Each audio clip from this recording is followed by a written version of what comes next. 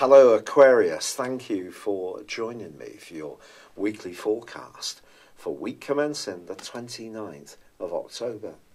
This is for the Sun or the Ascendant, and this week's Halloween forecast is certainly exciting for you, particularly as far as relationships are concerned, and potentially with people you interact with in a more professional or worldly context.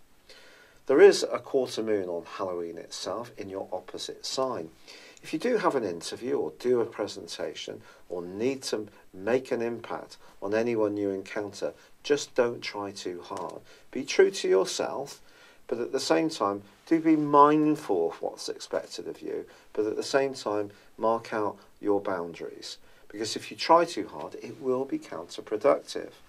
Now, of course, there was that very, very powerful full moon of last week, which combined with your modern ruler of Uranus, and that energy feeds into this week. In fact, Uranus is in opposition with Venus, the planet of love, which has been in retrograde in your worldly sector since the 5th of October.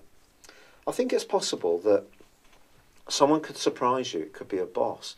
Maybe they're going to spring some kind of demand or opportunity in your direction, but it may require you to react in a flexible way. Being a fixed sign as you are, you like a certain amount of constancy. Now, people's view of you as an Aquarius is that because of the influence of Uranus, that you can be quite futuristic and innovative, and of course this can be true, but Aquarians have a duality which comes from the influence of the co-ruler of Saturn.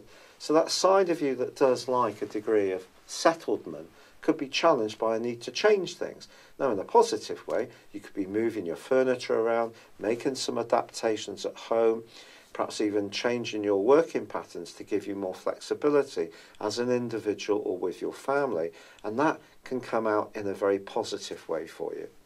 But because Venus is still tracking backwards and from midweek reverses back into your sister air sign of Libra, there may be someone at a distance that you've been waiting to hear from, some kind of communication which is important to you, that the retrograde has in some way been bogging down. Good news is possible before the end of November, I should say this. And this week also, Mercury, the planet of communication, moves for you, at least, into a fabulous location. And it's possible that it's not just a case of what you know, your skill set, it is a case also of who you know. Your contacts, often you're a brilliant networker, they are going to be influential for you in the next few weeks as well. But of course, we have got a grand fixed cross going on this week, which links into the North Node, the point of destiny, which is in your opposite sign. And I think relationships, be they professional or personal, are still very much at the core of some of what you're trying to achieve.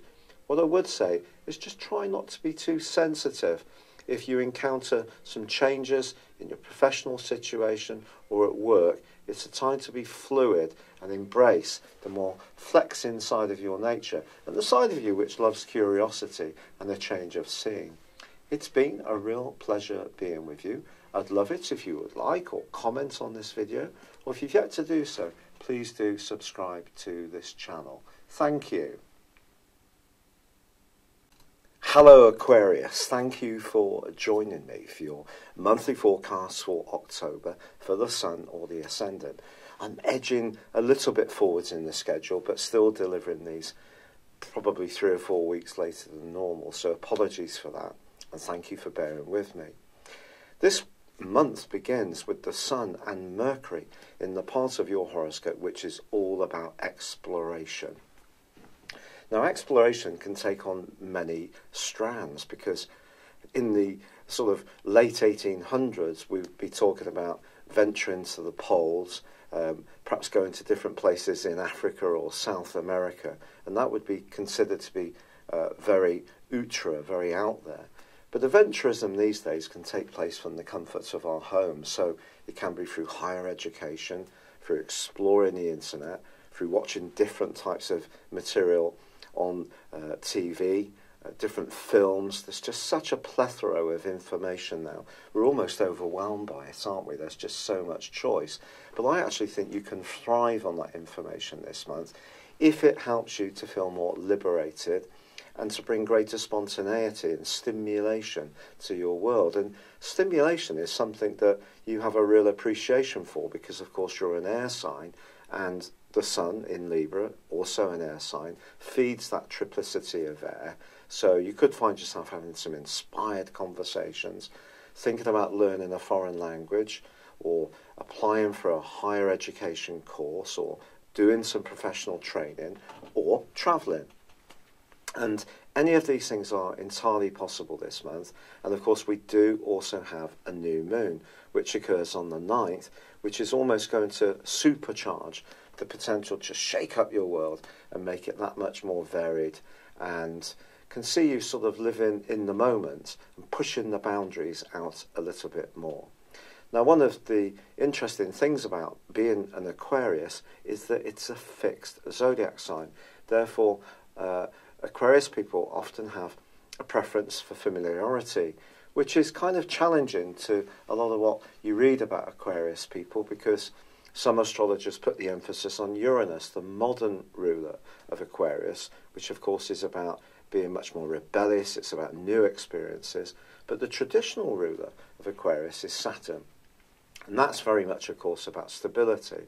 So this particular energy in the first 2/3 of October is asking you to explore, whether it's from the comfort of your home, whether it's from pushing out physically, whether it's from taking a more varied approach to life and being less hidebound by those everyday obligations and considerations.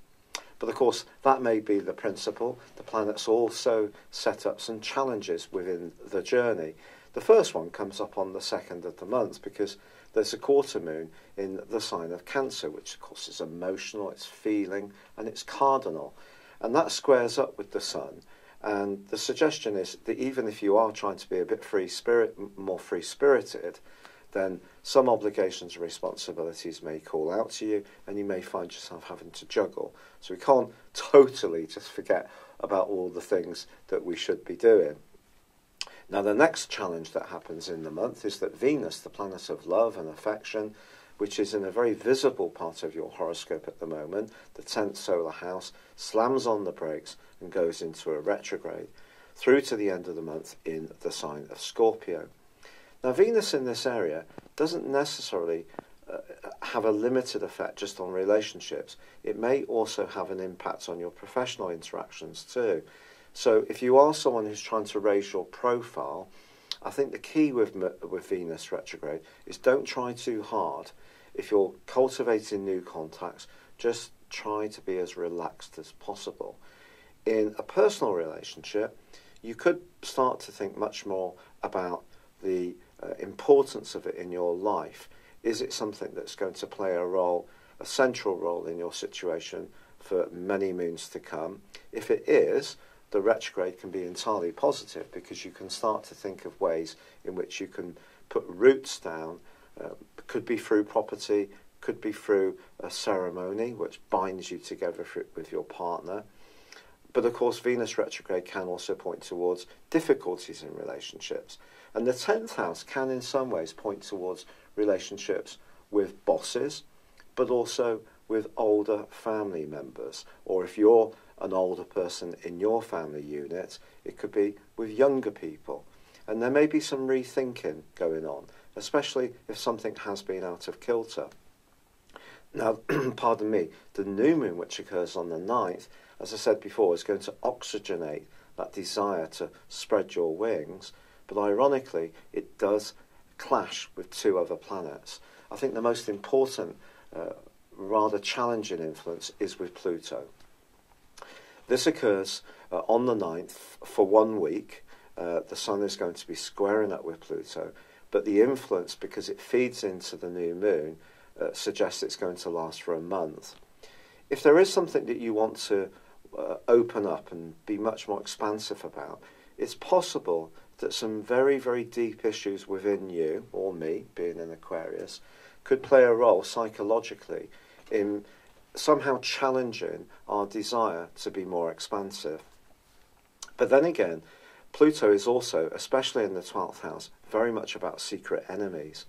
Unfortunately, if this sounds a little bit grim, I apologise, but Pluto has been here since 2008. It just depends on where your sun is in Aquarius, how much influence it's had so far. So I think if your birthday is in the first half of Aquarius, you will have felt the influence of Pluto quite keenly. For example, my sun is on the 1st degree of Aquarius, so Pluto I felt very, very keenly indeed.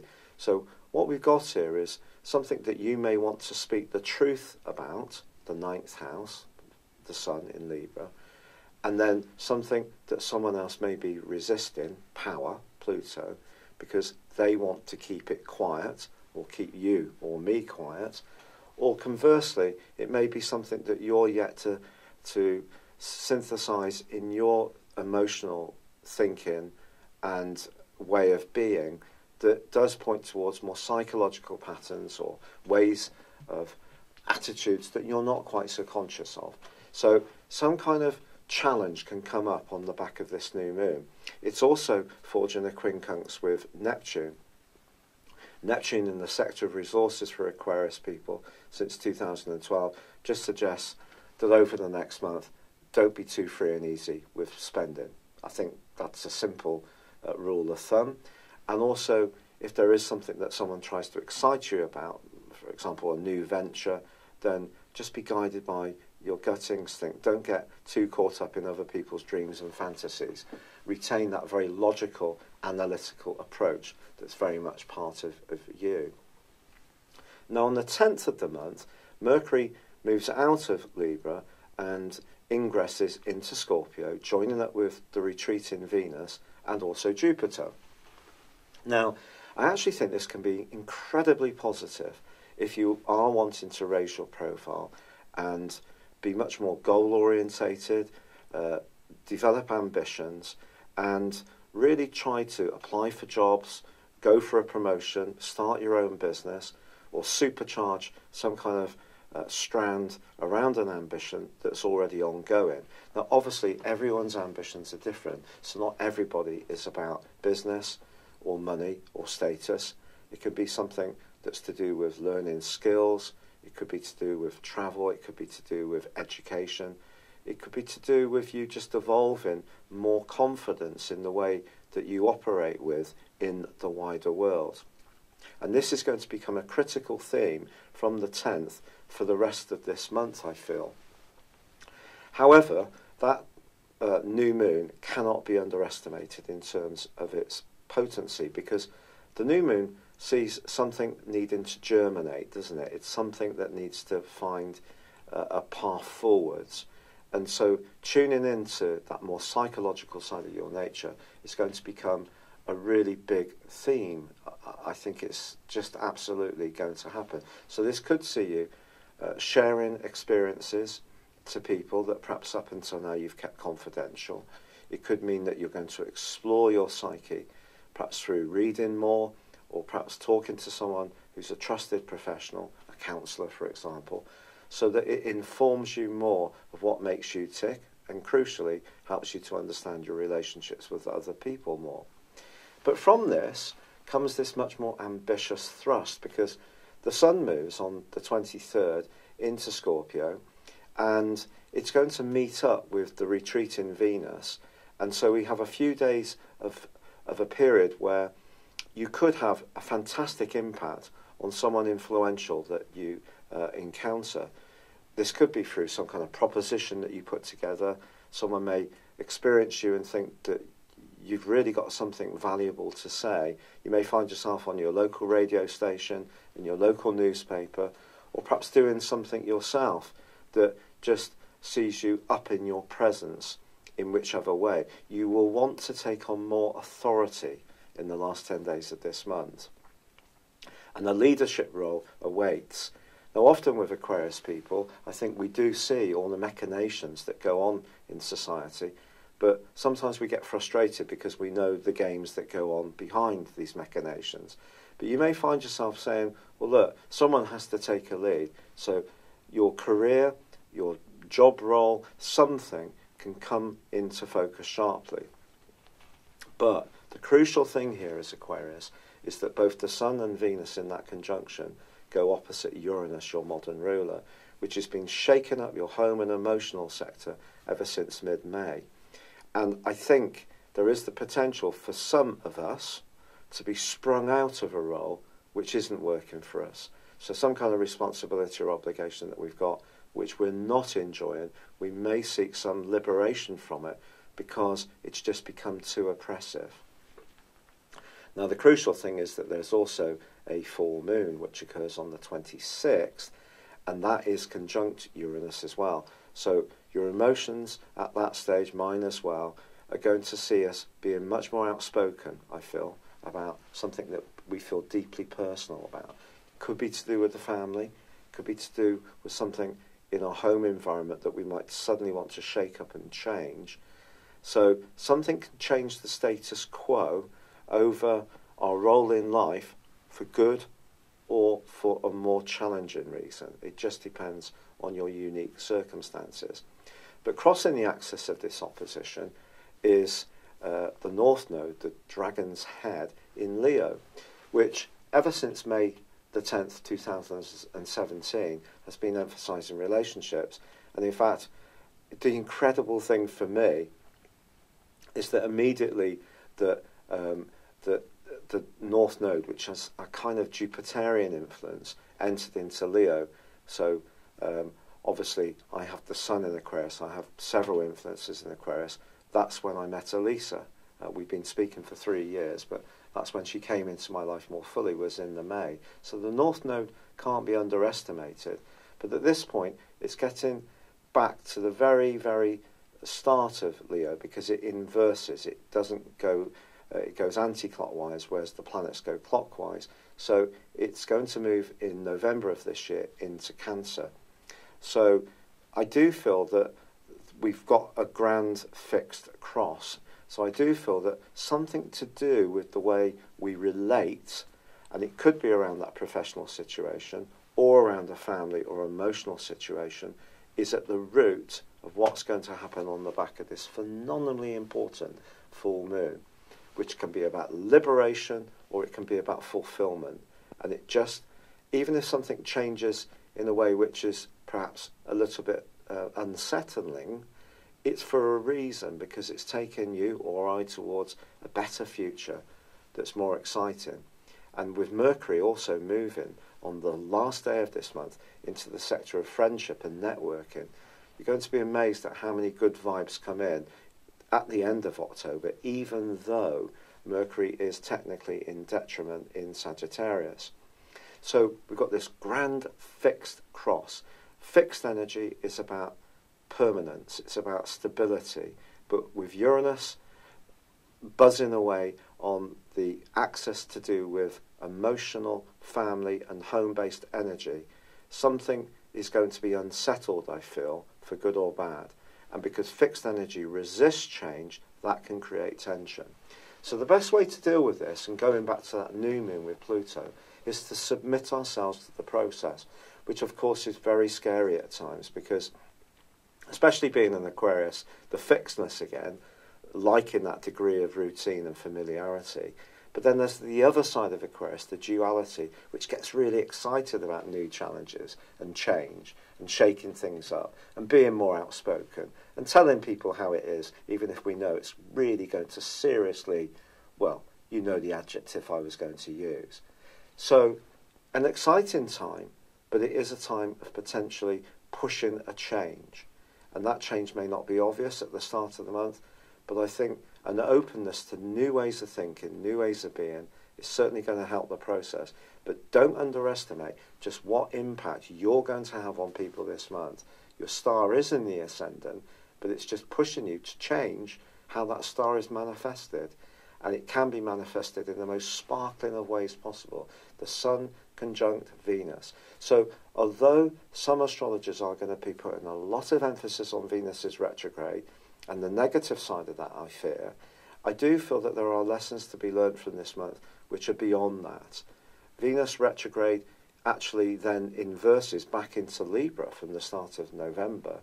So anything to do with the truth of a relationship is certainly going to become much more to the fore right through to the middle of November when the retrograde begins. And then, of course, we've got to wait until Venus gets back to when the retrograde began, it comes out of shadow, and that's not going to happen until December. So this process to do with career, to do with public standing, to do with relationships with people of influence is not just going to be confined to October. And I think there are other things going on in October which are very, very exciting and important too. I'm still battling away with the rheumatoid arthritis. I'm so grateful for all the suggestions.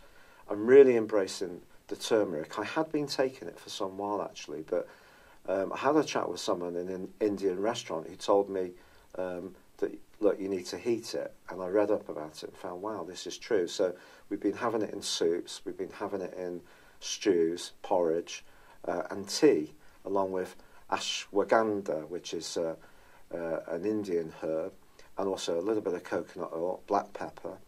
And I do think I'm taking less paracetamol for that. Taking the CBD oil, and also serapeptase as well, which is said to help with bringing down inflammation. But unfortunately, the swelling on my hands is not abating. So I'm trying some homeopathy as well now, but I have had to go onto some steroids because the pain was just so bad, and I just lost so much weight, about 1.5 stone. And the steroids are giving me a bit of a break. I know it's not ideal, but if this doesn't work, I'm going to have to look at some more serious drugs, unfortunately, because it is stopping me function. But I'm so grateful for all the kind messages to support the suggestions. It's just been amazing. And I really hope that October for you turns out to be a thrilling month of opportunities. Yes, there will be some challenges. There always is in life. It's never going to be a completely straight and unbumpy road. But do you know, if it was, wouldn't life be boring? Thank you so much, and goodbye. Hello, thank you so much for watching my video. I'd love you to join me at my Horoscope Ace app. You can find this at www.horoscope-ace.com. You can use it through Android, iOS, Apple, or Facebook. Check out your ascendant or your moon sign, or download your free birth chart.